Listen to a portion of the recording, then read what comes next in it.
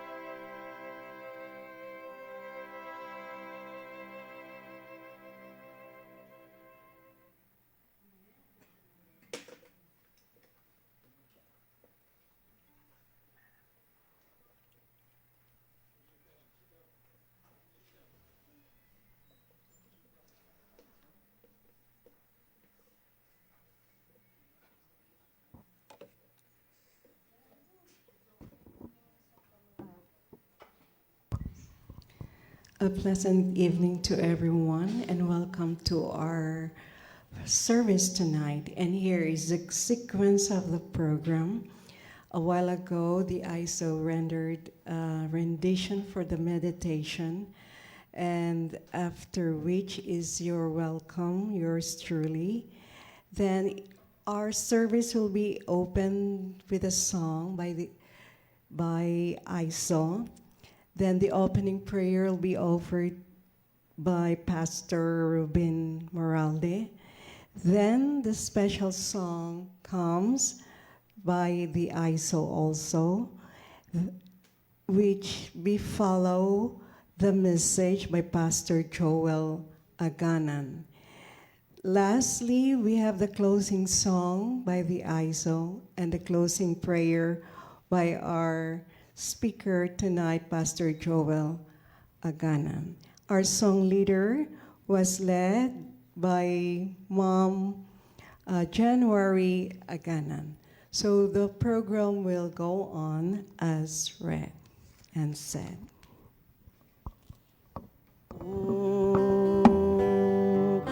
Simba panagsa, dugay mo tunga.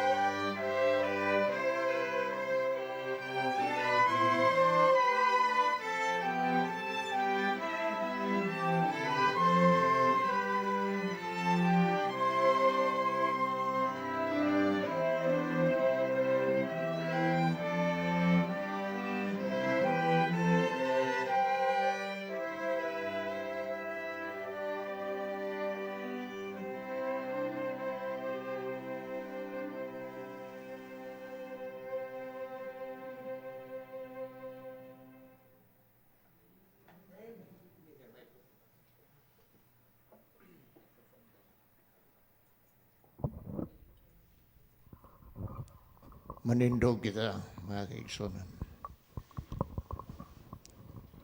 Atong iduko atong mga ulo, sa ngalan samahan sa Anak ug sa Espiritu Santo. Nining taknaha sa sayong bahin sa kagabhion, kami nga imong panimalay sa pagtuo.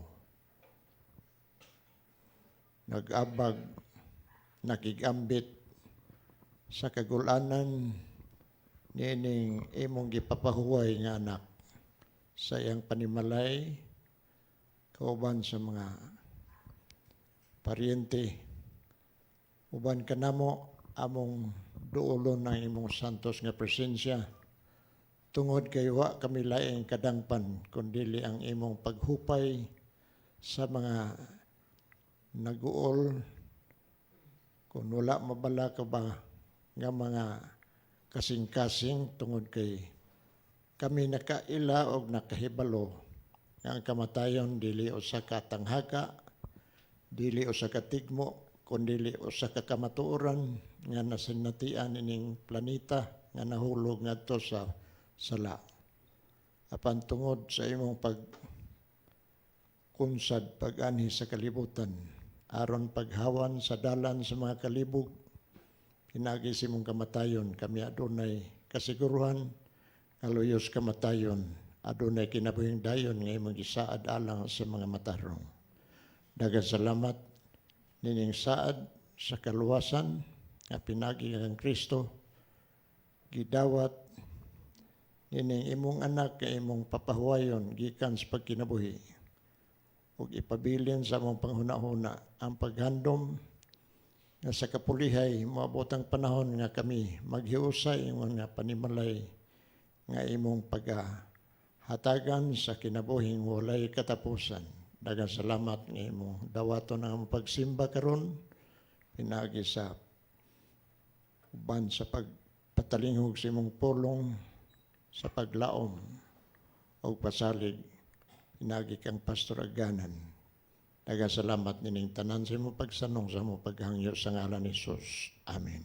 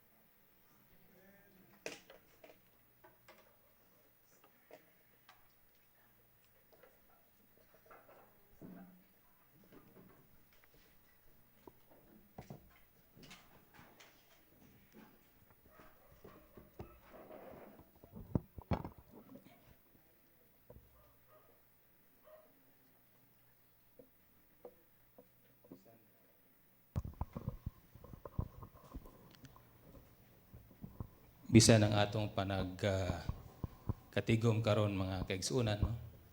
Adunay sagol nga kaguol tungod sa kalit nga pagpanaw sa atong pinalanggang nga igsuon sa pagtuo.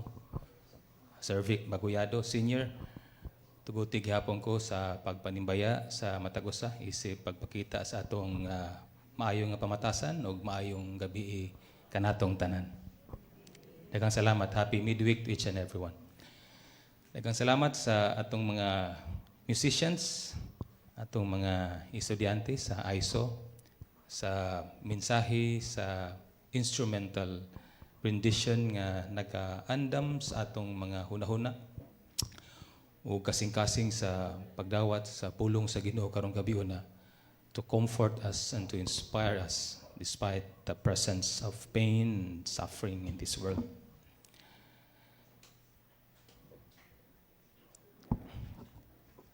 Nakatigom kita mga kaigsuonan nga adunay kasubo sa atong mga kasing-kasing.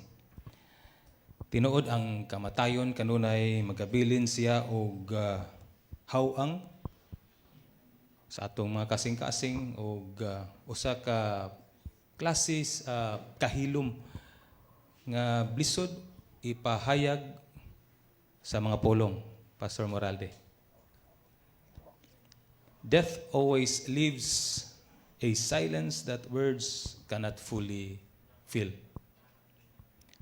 But then, ani agyapon kita karong gabi una, dili lamang aron sa pagkigduyog sa pamilya, Baguyado, dili lamang aron sa pagbangutan kauban kanila, but we are here also tonight to remember, no? And to honor the wonderful life of Sir Vic Baguyado Sr. O labaw sa tanan ang atong katuyuan nga atong batunan ang paglaom, buhi nga paglaom diha sa mga pulong sa Blang Kasulatan in the presence of death and suffering. You know, I've known this family, the Baguyado family, since our elementary days. No? Kay kani si Brad Mackey, ang ika-5, no? Nga anak ni Sir Vic. Ako magini siyang classmate, no? Murag from womb to tomb mi ani niya nga classmate gikan sa elementary hantod gyud high school. Nung nalipay ko daghan sad sa akong mga batchmates, batch 1997, no, sa East Visayan Academy nga karon gipanganlan nag Adventist Academy Cebu. Naa karon, no? Of course, si Dr. Noe, iya pinalanggang asawa, Ma'am Ruela, kining love team gyud ni sila since high school. Niya naman to'y plano ang East Visayan Academy nga maghimog swimming pool. Usa na sila sa nikot-kot gyud dito, no. Lamlam po na ilang ikot-kot, no. Maura na sila gipanisyan nga malipay kayo panisyan kani sila, no. Dayon gyud. Nya si Brad Mackey po, no. Di lang ako kay sulti ipa-elaborate kay lahi matuyang Paris pagkot-kot. Mga batchmates na nako ni sila na si Ma'am Jane, no, Busal Julian, no. Lipay ko nga naasad ang daghan diri mga taga East Visayan Academy, no. Kani magong apelyido nga Baguyado, Pastor Blasi, no. Kung Baguyado ang apelyido, tatak East Visayan Academy na, no. Nga ilado kini nga mga apelyido sa ato ang academy. So suod gud mi nga migo ni Brad Mackey, batchmates mi since elementary hangtod gyud nahuman mi sa high school. Sa una ang kaning mi nagpuyo sa Cruzan luyo sa academy. Wala pa nay choral di sa una, no. Mga baybuera na, mga chicken wire na pwede ra namo bawgon nga di inspirasyon o reflection karong gabi una.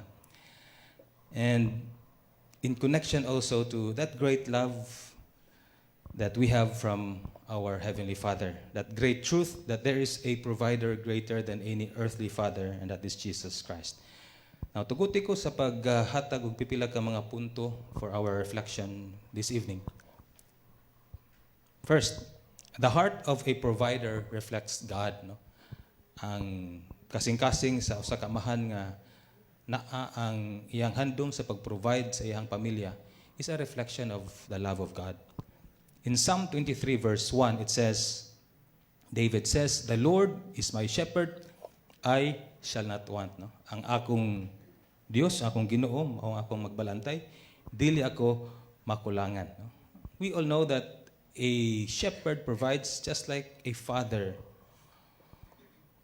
Ug sa tinuod lang makaigsunan ang matag amahan or ginikanan nga maayo kayo mo provide alang sa iyahang pamilya is truly a reflection of God's love, Kuya Wede. Nindot kayang pagkasulat ni Sister Ellen G. White sa book Steps to Christ. Ingon pa niya, no? In her comment to Psalm 23 verse 1, God is a Father, tender, pitiful, and compassionate. He is ever mindful of His children's needs. And so, para nako mga kaigsunan and for everyone who knew well Sir Vic, I believe that you will agree with me that one of his best legacies that he had left for his family was that he was really a good provider, reflecting the loving character of our Almighty, loving Heavenly Father. Ikaduha nga punto mga igsoon, the pain behind provision. Ato usab dawato ng kamatuoran that provision or providing for the family often comes with pain, no? Dili tanan, no, bed of roses. Na daghang panahon nga ang atong paningkamot pag-provide sa atong pamilya kining masagulan gid siya og panahon sa kaguol ug kalisod. In the case of Sir Vic, no, pagtrabaho niya gawas sa nasod, no, being away from the family, and you know, when you are away from the family, there will be times that you will not be able to, no, be with those special occasions, no. Siguro makinomdom sila Sir Louie ani kamanghuran. Ay mga panahon, mga birthdays nga ma-miss ni Sir Vic. And you know, this kind of sacrifices are not easy. No? Dili ni siya dali or sayon nga sakripisyo. And so I think I can say to the family, to the children, that your father did not only provide you with money or your material needs, but for me, no, he gave you time, he gave you presence by his absence, and most importantly, he gave you pieces of his life so you could live better.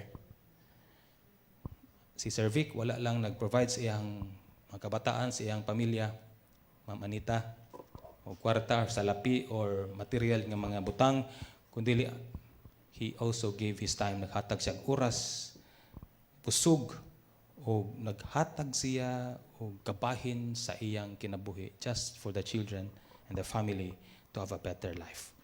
And you know what? Jesus understands this kind of sacrifice. Si Ginoong Hesus mismo usab na kasinati ni ini nga klase nga pagsakripisyo.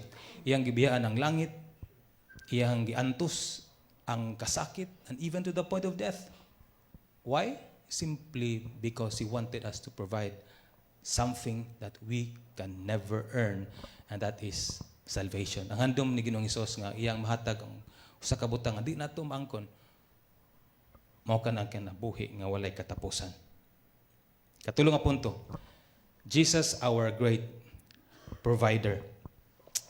In Matthew 6:31 to 33, Jesus said, "Don't worry, your Father in heaven knows that you need all these things, and so seek first the kingdom, and all these things shall be added unto you." An earthly father provides for his children food, shelter, education, but we all know that Jesus provides us with something eternal. Jesus provides us with forgiveness, the peace of mind, especially during this time of crisis. And most importantly, He provides us with that life eternal, kinabuhi, nga walay katapusan. Sister Ellen G. White is reminding us in the book Desire of Ages, the Lord has made every provision for our happiness in the future life. Again, the Lord has made every provision for our happiness in the future life. Nga mopanaw na tungod sa kamatayon. But wonderful truth is that Jesus never stops providing. He never grows tired. He never grows weary. He is the same God yesterday, today, and forever. The next point, the legacy of a father. Adunay panultion nga a man's life is not only measured by years, but by what he leaves behind. Ang kinabuhi sa tawo mga kaigsunan dili sa tanang panahon atong masukod sa kataas sa katuigon kundi kung unsa ang ilang gibilin sa ilahang panimalay. And for me, I think I can say that Sir Vic Baguyado Sr. had truly left a powerful legacy for the family and for all of us tonight. Ang legasiya sa pagka-responsable, no? Ato makita sa mga kabataan o gani hangtod sa mga apo, no? Ang kamanghuran ni Brad Mackey, no? Si Lance, classmate sa akong kamagawangan. Mas kani magud siya si Brad Mackey. Mao na siya among giingon kinabitang nasa iyo na ang lahat ba, no? Beauty and brains kumapil ni siya Miss Universe na og gini siya, no? Mas gwapo, bright, no? Talented, no? Napasa po na niya sa iyang mga kabataan. Unya ang iyang kamagawangan mao na poroy teacher sa among mga bata sa violin, no?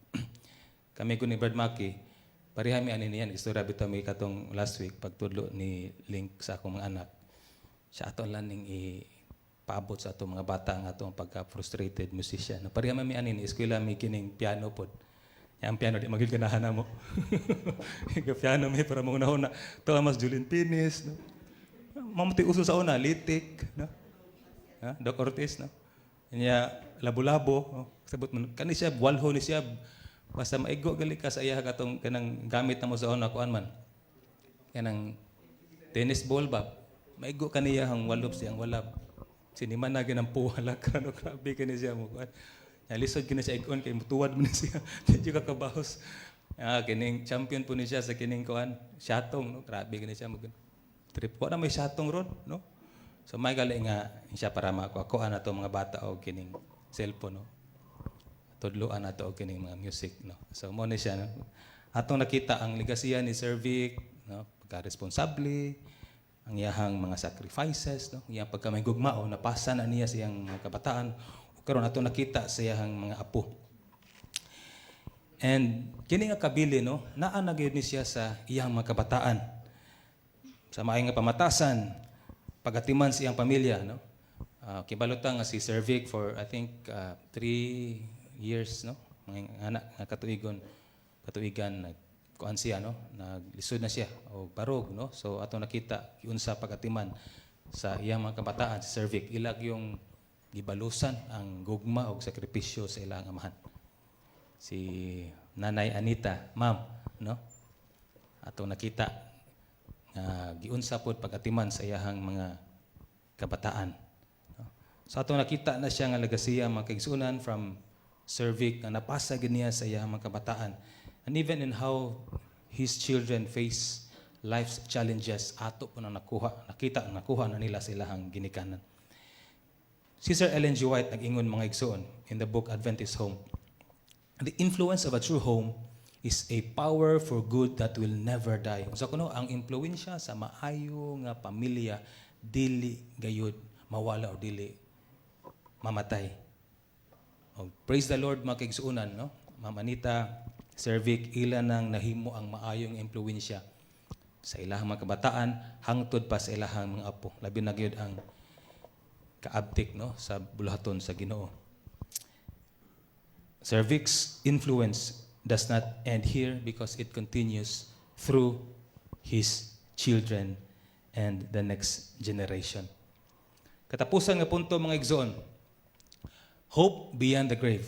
Paglaom, taliwala, luyo sa kamatayon. You know, brethren, tonight we face a painful reality. No? Nasayod kita nga si Sir Vic, dili na nato siya makita. No? I think ugma lubong na siya. So, tonight, ang katapusan nato nga panahon nga ato pa siyang masudon. To the family, you know, like sa among na-experiensyahan po sa akong amahan 3 years ago and to those present tonight nga niagi na po diini nga mga circumstansya, no? Ining eksperyensya. Dili na nato madunggan ang iyang tingog. May langgali kay naatay Facebook pa. No nga ang mga memories atong maginikanan mo kalit lag pop up. No, mo na nga luha po ta usahay, no?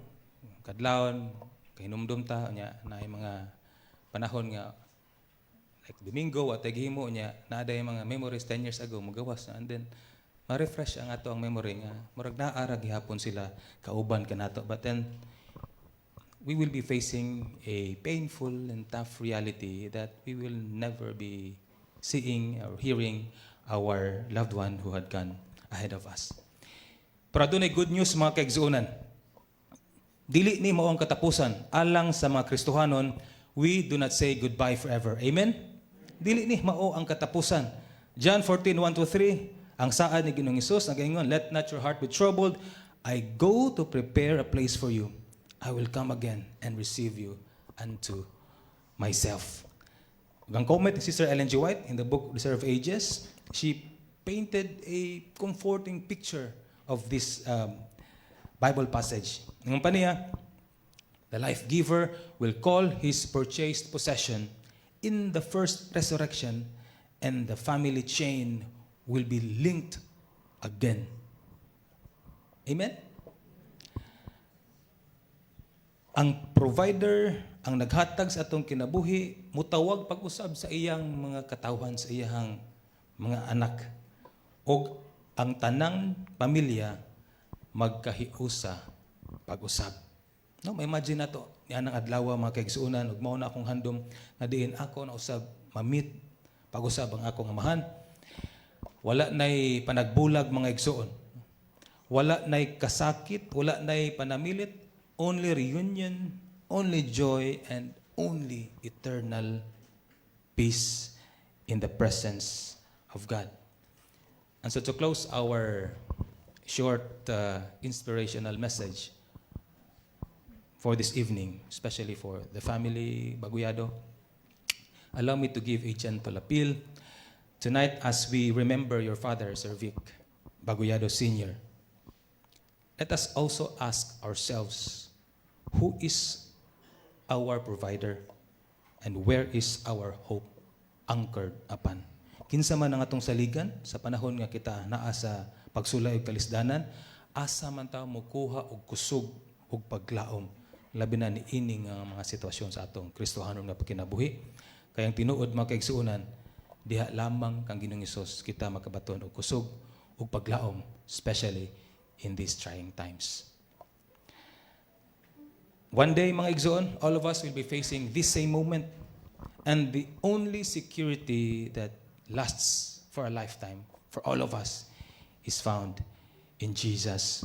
To the Baguyado family, I believe your father had taught you through his life that life is about giving, life is about loving. Most importantly, life is about preparing something greater, something beyond this earthly home. O kinaot pa mga kaigsuunan, labi na sa pamilya Baguyado, magpabilin ta nga matinud-anon. Let's remain faithful to our almighty loving Heavenly Father, because I believe that would be the greatest desire of Sir Vic, to see each of the member of his family, his household, in that great reunion day. So karong gabi una mga kaigsuonan, samtang atong pasidunggan ang ligasiya nga gibilin ni Sir Vic. Dili lamang sa paghinumdum kaniya, but most importantly, by trusting in the same God he reflected through his life. Atong ipadayon ang atong pagkamatinud-anon, ang pagsalig sa Dios nga diin ikuhaan og kusog o giya usab ni Sir Vic sa iyahang pagkinabuhi.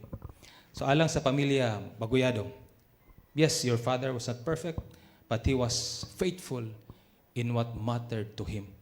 Dili siya perpekto, pero siya nagpabilin nga matinud-anon, matinumanon, labi na gayud sa iyang katungdanan, isip, haligi, no, sa pamilya. Siya nagigugma kaninyo, he provided everything for you. He gave his life for you.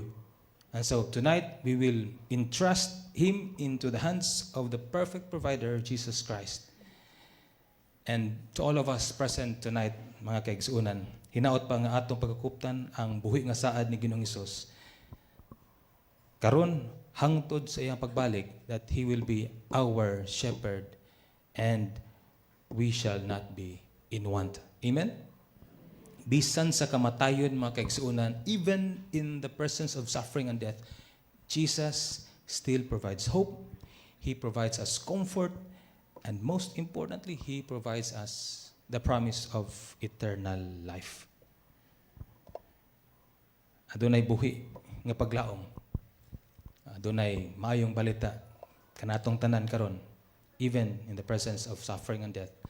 The good news is that this is not the end of our story. So kani mga kaigsuunan, it's just God saying to us that we will see Sir Vic again in that great resurrection morning.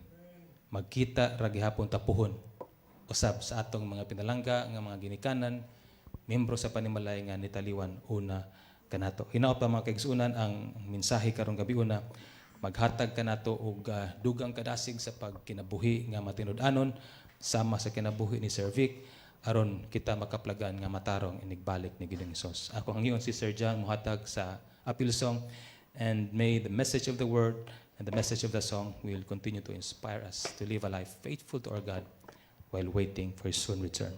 This is my prayer this evening.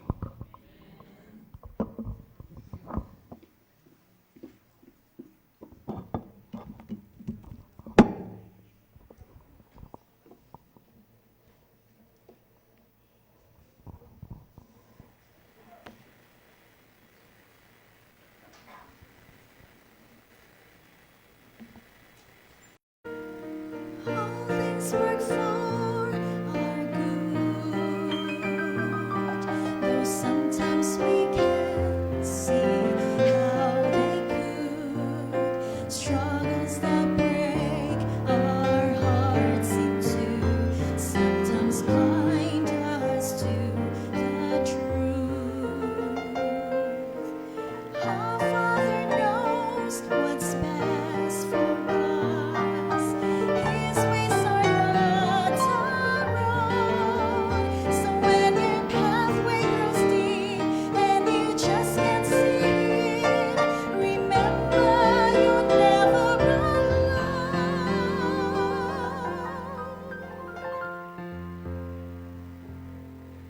God is too wise to be mistaken. God is too good to be unkind. So when you don't understand, when you don't see His plan, when you can't trace His hand, trust His heart.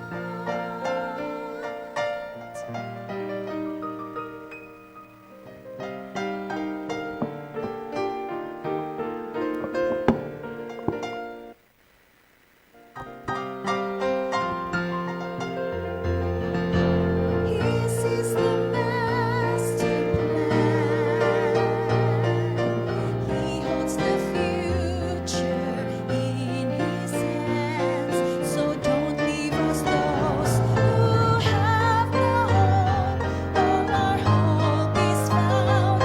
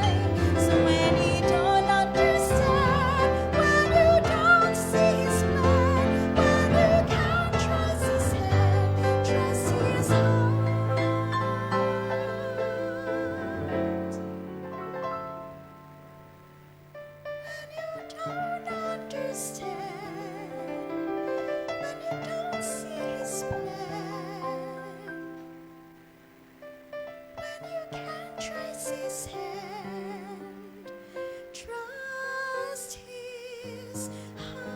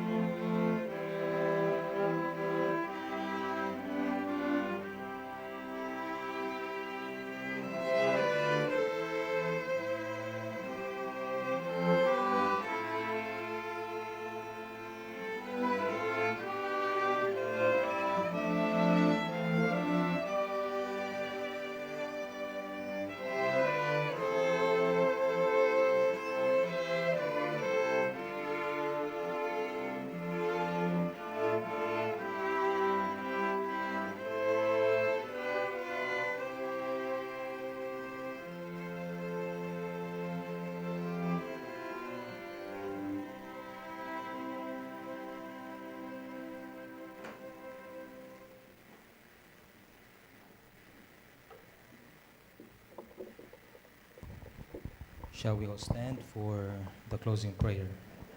Magampo ta mga igsoon. Almighty, loving Heavenly Father, we bow our heads before you as we call upon your precious, powerful name, because we acknowledge that you are the source of everything, source of our lives. Without you, we are nothing. Dear God, despite the presence of pain, suffering, and even of death in this world, we are still grateful to you tonight for that blessed assurance that you will never leave us nor forsake us. We thank you for the timely message that you have given us tonight, reminding us, dear God, that you will come again to bring us all to that heavenly home. No more pain, no more sorrow, no more death.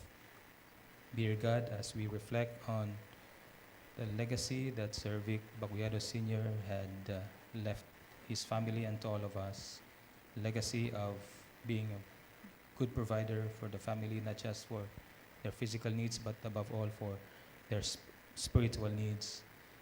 His faithfulness, even to his last breath, may this will be an inspiration to all of us, dear God, to always connect ourselves to Jesus, the source of our strength, to give us the encouragement in times that we are discouraged, in times of uncertainties. Jesus will be our source of hope.